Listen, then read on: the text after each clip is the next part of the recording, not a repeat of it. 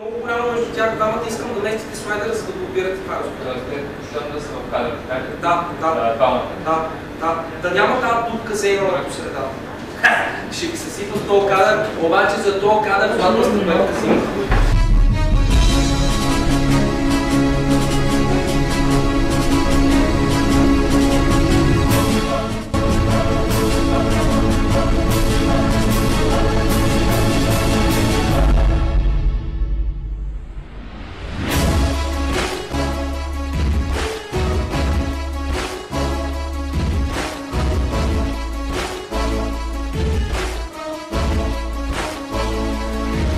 Обаче е много бяло.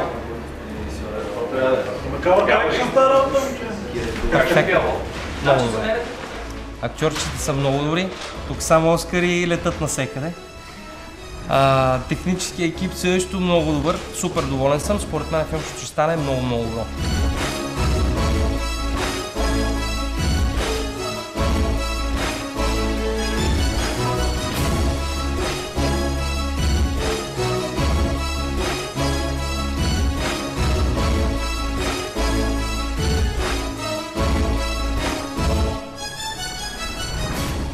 Трудности няма.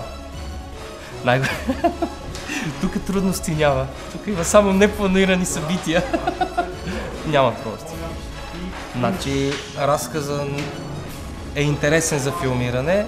Принципно за филмиране трудни неща няма. В смисъл има, но като се планират и се изготвят, става. Въпросът е, че е доста интересен. Според мен се получава хубав фентази настроен мистичен свят, филм. Ай, аз така обичам да си гледам наляво надесно. Камерата работи. Звука работи. 14 до 2. Стоп! Там подаването.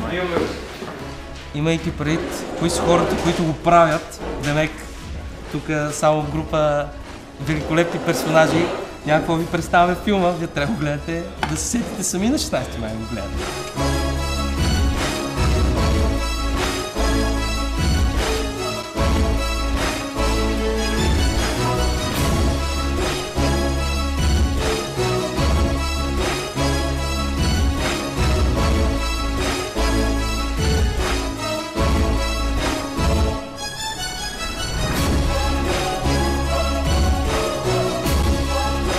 Започнах разказа като нещо, което исках да представя своята роля за свръхестествен бар.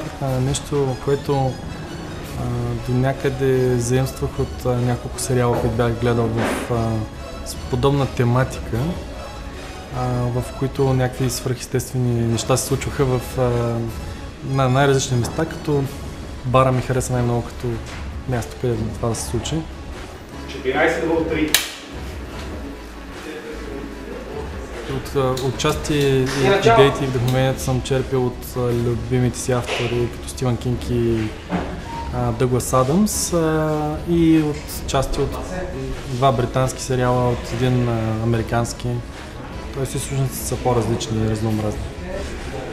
Аз пиша разказите по малко по-различен начин. Аз оставям разказа, сюжета да ме води и героите някакси да ме водят през разказа.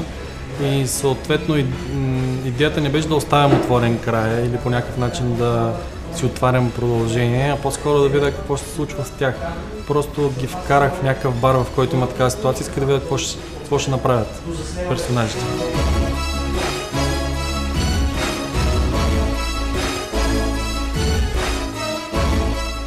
Според мен филма ще се получи по-добър от разказа, така че ако се хареса разказа, сигурно ще харесате филма. Дори да не се челя разказа, филма е просто сам по себе си, че е много вълнуващ и интересен. Актьорите са много добри и ситуацията, в която се поставя, е по-нестандартна и би се харесала на повече хора.